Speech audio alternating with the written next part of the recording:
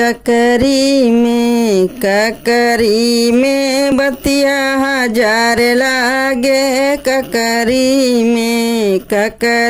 में बतिया हजार लागे।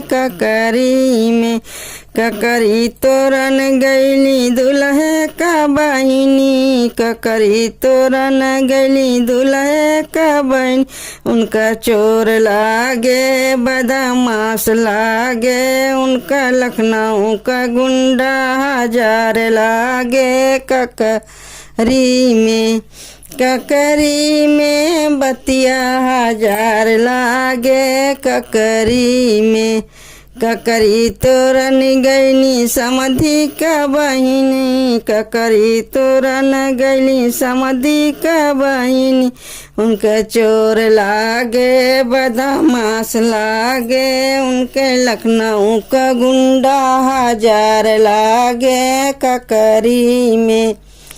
ककरी में बतिया हजार लागे।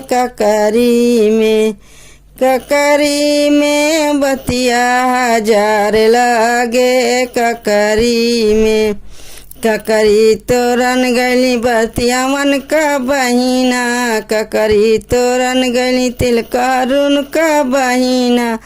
उनके चोर लागे बदमाश लागे। लखनऊ का गुंडा हजार लागे। ककरी में बतिया हजार लागे। ककरी में बतिया हजार लागे।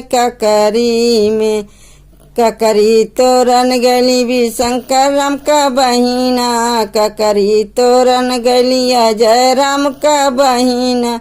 उनके चोर लागे बदमाश लागे। लखनऊ का गुंडा हजार लागे।